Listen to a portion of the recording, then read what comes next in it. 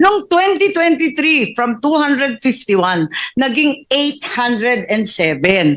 Baka yung ating mga hinahanap na mga ghost project, ghost ab initio. Sa umpisa pa lamang, ghost na sila kasi nasa listahan ng unprogrammed na ang tanging nakasabi lamang, government infrastructure projects. Noong 2023, naging 807.16 billion. Walang listahan, walang nakakaalam. Ang magic nasa DBM po.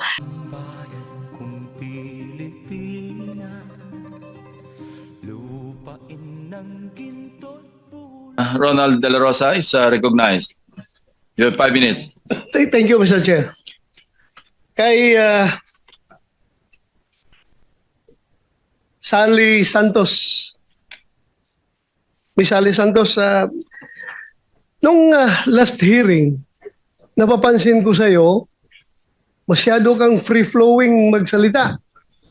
Sinasabi mo lahat, normal na normal, natural na natural. Ngayon, napansin ko parang may apprehension ka na, parang takot ka. Meron bang nananakot sa'yo? Meron ba ka bang kinatakutan? Before you answer, I'd like to clarify, no? May kasama kang lawyer, right? Yes po, Your Honor. Okay, thank you. Thank you, Mr. Chair. Tanungin ko lang ito si Ms. Santos. Kung meron ba siyang kinatakutan, may nananakot ba sa kanya? Bakit biglang nagbago yung demeanor mo ngayon dito sa hearing? Yes, Your Honor. Kasi po sa bahay ko po, marami pong umiikot na mga sasakyan. Tapos ang tagal po, hindi po namin malaman kung sino po isakay kasi sobrang tinted po nung mga sasakyan. May suspect ka ba? May suspetsa ka ba in particular kung sino itong mga tao na tinatakutan mo?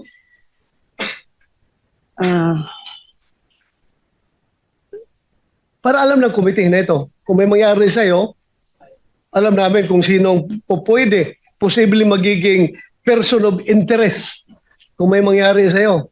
Ang po pwede lang naman pong gumawa sa akin dito. Sila Sino? Engineer Bryce.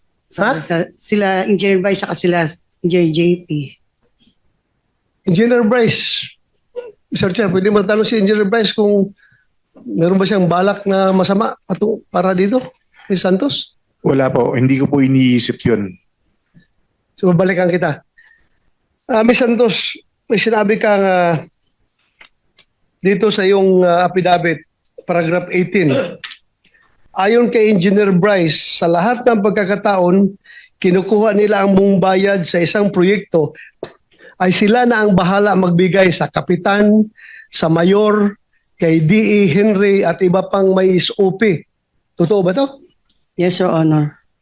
Ito sabi ni Bryce. Yes, Your Honor. Balikan kita, Bryce. Nagbibigay ka sa mayor, sa kapitan? Hindi po, Your Honor. Wala po. Wala po akong kausap na politiko. Kasi last hearing, sinabi mo na yung pera na kinuha niya sa land bank, hinahatid niya sa iyo, iniiwan mo lang sa opisina mo, at kinukuha na ni D. Alcantara. At hindi mo alam kung magkano yung pera niyo dahil hindi mo tinitingnan, hindi mo binibilang. Am I correct? Tama po, Your Honor. Nakabox po siya at mga nakasil po. Nakapak, nakasil. Opo. Ngayon, may sinabi ka bago kanina na yung hatian ng SOP ay 20%. Pakiulit nga for the record. Ano po yun? Yung sa kita po ng nung in-house construction po. Yun po yung sinasabi ko na 40% po kay DE, 20% po sa akin, 20% po kay Engineer Mendoza at dun sa isa po namin kasama. So, kinuha niya yung pera sa total amount ng cost of project na binayaran ng DPWH, kinuha ni Santos. Halimbawa, may isang project na 100 million.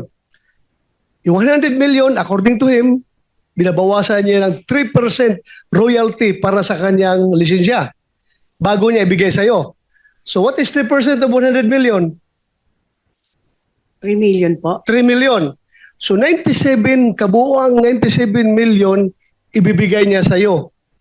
Yung 97 million na yun ba yun ay, this is only an example ha, yung 97 million na binigay niya, yan ba yun yung 20% mapupunta kay, sabi mo, DA? 20%? Pakiulit nga yung distribution. Kung magkano po yung magiging pera na na kinita, for example nga po kung nabigyan po ng 90 million o sabihin na po natin 100 million para madali po. Okay. Yung 40 million po doon na kay D. Henry Alcantara, 20 million po sa akin, 20 million din po kay Engineer Mendoza at 20 million din po doon sa isa naming kasama pa. So total of 100. Yes, Or kung- 100 of the 90, binawasan na yan 3% eh. Binawasan na 3 million. So 97 million, yun ang hatian ninyo. 20%, 40% kay DA. Pakiulit. Opo. Pero ibabawas pa po dito yung mga gastos, yung mga obligasyon po sa proponent. Ayan po, alisin po muna yun. Magkano ang sa proponent? Depende po. Minsan po, meron pong 25%, minsan po 30%. Depende po kung sino po ang kausap ni Boss Henry. So sino itong mga proponent na ito? Kilala mo ito? Meron po akong specific knowledge yun nga po dito kay Senator Joel at saka po kay Senator Estrada. Pero yung sa iba po, naka-blind lang po ako. Paano mo na nagkakaroon ka ng personal knowledge doon sa kanila? Anong Sinasabi po sa akin mismo ni Boss. For example nga po, may ibang... personal knowledge mo galing kay boss mo? Yes po. Sinasabi niya po sa So yan akin. ang personal knowledge mo. Sinasabi niya. Yes po. For example po, sabi po ni Boss, yung ibang mga senatorial funds daw po, si Yusek Robert Bernardo po ang kausap doon. Yusek Bernardo. Opo, Your Honor. General Alcantara. Wala siyang alam sa mga pander, sa proponent. Ikaw daw ang may alam. I deny, Your Honor. Na binanggit ko na po kanina na pag lumabas po sa GAA, nag-i-implement lang po kami. So mahirap dito, Mr. Chair, dahil pareho na itong cited in contempt eh. Hindi ko na ito pwede papakontempt ulit dahil nakakontempt na itong dalawa na ito. So, yung meaning to say, yung sinasabi mo na hatian after na yon sa pander, yung proponent, Opo. binawasan na ninyo. Opo. Ang problema, kayong dalawa nagtutulakan. Bakit ang alam mo lang yung dalawang senador na binanggit tapos yung iba hindi mo maalala dahil napakaraming project hinawakan ninyo. Sobra-sobra ang dami, billion-billion yung dyan sa District Engineering Office ninyo. Tapos out of those billions na pera, dalawang lang ang maalala mo, yung dalawang senador lang. Ang alam ko po, meron pa pong iba kaso wala po akong sapat na ebidensya panghawak sa ngayon. Dahil po Paano mo nalaman na merong iba? True sa mga text message. Wala po kasi akong hawak na Text cellphone. message nino. Anong staff po ni Boss Henry tsaka po si Boss Henry. O bakit hindi mo sabihin kung sino yung mga tao na yan? Yun nga po, Your Honor, wala po kasi akong hawak, hindi ko po hawak yung cellphone ko kasi naka-contempt po ako. Kaya hindi po ako makakilos para mahanap po yung mga sapat na ebidensya para patunayan po yung ibang tao. Ayoko naman po magparatang ng wala po akong hawak na ebidensya. Tapos, kay Senator Jingo at Senator Joel, may hawak ka na ebidensya. Actually, ito nga po, dahil na rin po sa butihing Senator Win Gatchalian, yung pinakita niya po pala kanina na unprogrammed ng General Appropriation Act ng 2023, dun po nakasama yung listahan na project po ni Senator Joel.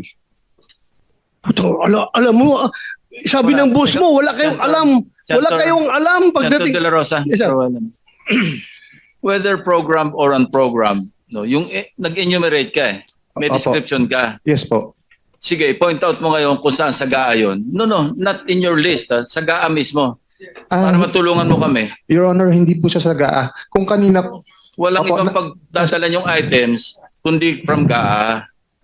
Walang ibang pagkukunan dyan kung sa GAA. Whether programmed or unprogrammed, naka-indicate doon. Yan, binibigyan ka ng kopya ng GAA. Oh. Your Honor, yung kanina pong pinakita po ni ni Senator Win Gatchalian na listahan ng unprogram po noong 2023. Eksakto po, yun po We yung will examine that. yes po, yun, eksakto po, yun po yung mga binanggit namin project ng listahan ng na 600 million po. Do you confirm this, Mr. Chair? Do you confirm this, Mr. Alcantara? Ikaw ang alam mo lang GAA. Tapos itong Deputy District Engineer mo, may alam na siya na program tsaka unprogram. Anong alam mo dito? Ay, Your Honor, sa tulad po sinabi ko, pag lumalabas po sa GAA, yun lang po ang pinabibid namin, Your Honor. I don't have any knowledge about the insertions and so on and so forth po. So hindi mo alam kung ito'y program or unprogram funds Yes, ang Your Honor. implement ninyo. Mr. Chair? With the permission Paano? of Senator Del Yes, Toro. sir. With the permission of Senator Batom, mabilis lang po, no? Itong unprogrammed, lumobo ng katakot-takot. Alam natin yan. At noong 2021, nasa 176 billion. Noong 2022, naging 251. Pero kasama dyan yung COVID procurement ng vaccines. Kasama rin yan yung mga health workers incentives. Noong 2023, from 251, naging 807. Baka yung ating mga hinahanap na mga ghost project, ghost ab initio. Sa umpisa pa lamang, ghost na sila kasi nasa listahan ng unprogrammed na ang tanging nakasabi lamang, government infrastructure projects. Noong 2023, naging 807.16 billion. Walang listahan, walang nakakaalam. Ang magic nasa DBM po. 2024, naging 731.45. Mr. Chair, can I ask Senator Aimee from the start, yung sabi mo, from COVID time, magkano? Yes.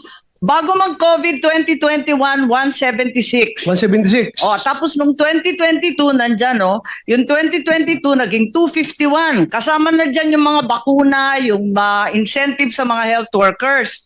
Nung 2023, bakit naging Teka muna, 807? nagsagutan na kayong dalawa. Yun. One follow-up question is allowed. Sorry. Yun lang, idadagdag ko na baka yung mga hinahanap nating ghost project, wala nga sa listahan ng public works, ang DBM naman ang dapat managot.